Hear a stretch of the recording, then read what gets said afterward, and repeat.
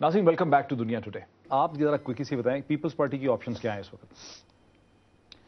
Peoples party को अगर फजलुर रहमान साहब की हद तक की बात रहती है तो मेरा ख्याल है कोई अभी देखें, एकदम क्यों सारा मीडिया ये समझ रहा है कि क़यामत एकदम आ जाएगी। क़यामत की निशानियां होती हैं, अभी निशानियां शुरू हुई हैं, शुरुआत हैं, it will take some time. और सियासी क़यामत की बात करो, नौजुबिल्लाह, मैं कोई ऐसा ये ना हो। अच्छा जरा शर्मिला, अब आपके पास आता हूं कराची में। देखिए शर्मिला, ये सारा मसला जो कहते हैं ना कि अनजिप होना जो शुरू हुआ, ये जो सारे मसले का आगाज हुआ वो आपके सूबे से, आपके शहर से हुआ। जुल्फिकार मिर्जा साहब की ब्लर्टिंग आउट से हुआ, उन्हें गुस्सा आ गया, या स्क्रिप्टेड प्लान था। अब आपके यहाँ और पीपल्स पार्टी के अंदर इसे कैसे देखा जा रहा है इस वक्त, इस सूरत हाल की क्या ऑप्शन है पीपल्स पार्टी की?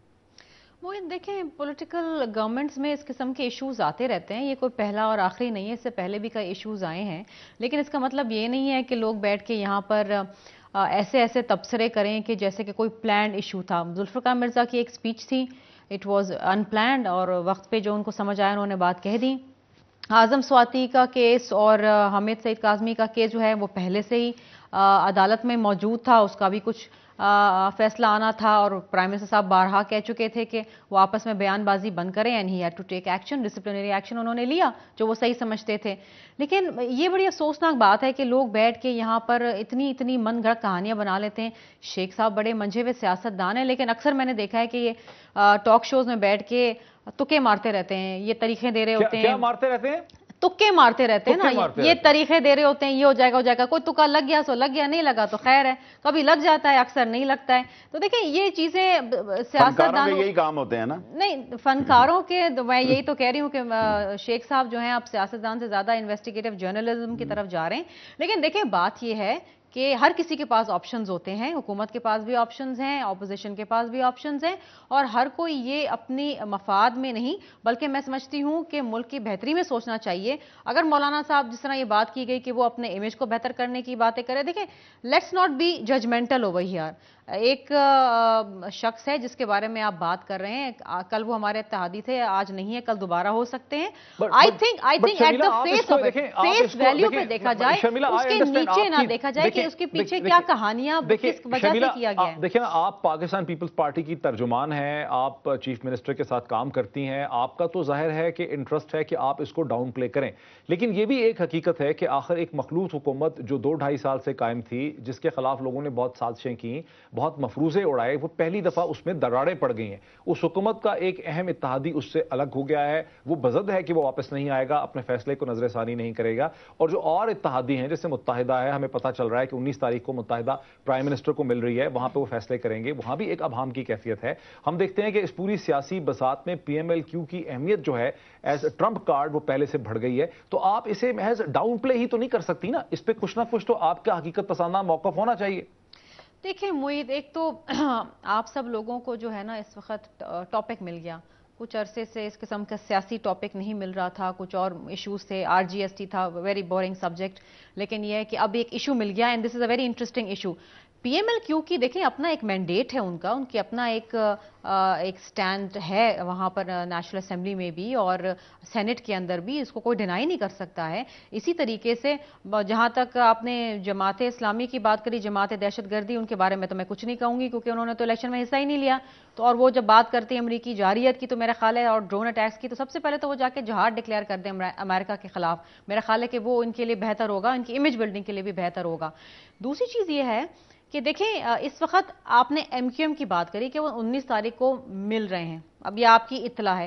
देखिए वो पहले भी मिलते रहे हैं, सदर साहब से भी मिलते रहे हैं, यहाँ चीफ मिनिस्टर से भी मिलते रहे, तो मुलाकातें तो होनी चाहिए, तो अच्छी बात है। सियासत में दूरियां नहीं होनी चाहिए, नज़दीकियां होनी चाहिए, मसले का हल ढूंढना चाहिए। अगर कुछ तहफ़्फ़ुज़ात हैं उनको, वो दूर हो जाएंगे, कोई इशू नहीं है। और जहां तक मौलाना साहब की बात है, तो देखिए मैंने आपसे कहा कि आइंदा चंद आने वाले दिनों में देखते हैं कि वो वापस इत्तेहादी बनते हैं या नहीं बनते हैं। ये नहीं बनते हैं, आपको मौक़िफ़ समझ आ गया? It's a huge question mark. ठीक है, मुझे ठीक है, इट्स अ क्वेश्चन मार्क। मुझे जरा आने दीजिए कामिल अली आगा साहब के पास लाहौर में। आगा जी, PMLQ की क्या ऑप्शंस हैं? देखिए हमारी ऑप्शन जो है वो सबसे बड़ी ऑप्शन जो है वो मुल्क का वकार है, कौमी सालमियत है। मैं पॉलिटिकल सेंस में बात कर रहा हूं सर, मैं देखिए मशहूर की बात नहीं कर रहा। सिस्टम का तसलसल है। हम चाहते हैं कि सिस्टम जो है वो किसी तौर पर जो है वो डीरेल नहीं होना चाहिए, اور میں جس بات کی نشاندہی کرتا ہوں، آپ اگر اس پر غور کریں تو سارے لوگوں نے میری بات کی تائید کی ہے، کیونکہ یہ خطرناک پہلو ہے کہ اگر اس حکومت کا ٹوٹل فیلئر ہونے جا رہا ہے تو یہ پولیٹیکل حکومت ہونے کے ناطے، پولیٹیکل پارٹی ہونے کے ناطے یہ کوشش کریں گے کہ ہمارا فیلئر ثابت ہونے کی وجہ سے اگر ہم جاتے ہیں یا کوئی مڈ ٹرم الیکشن آتے ہیں تو شاید بہت دیر تک ہم واپس نہ آ سکیں، تو ہم ایسی کارکردگی دکھائیں۔ اگر یہ حکومت گر رہی ہو، اگر یہ حکومت فیل ہو رہی ہو تو کیا پی ایم ایل کیو اس کو انٹرنلی یا ایکسٹرنلی سپورٹ کرے گی، بچائے گی اس کو؟ مجھے ایک فکرہ پورا کرنا ہے سر جی، میرا سوال تو سن لینا، کیا یہ اگر حکومت گرنے جا رہی ہو تو کیا پی ایم ایل کیو اسے سہارا دے گی، چاہے جوائن کرے نہ جوائن کرے لیکن سہارا دے گی، بچائے گی؟ میں یہ کہنا چاہتا ہوں کہ یہ خطرناک پہلو ہے کہ ٹوٹل فیلئر کی صورت میں اس سے پہلے یہ چاہیں گے کہ ٹوٹل ڈیزاسٹر ہو جائے، یہ خطرناک ہوگا۔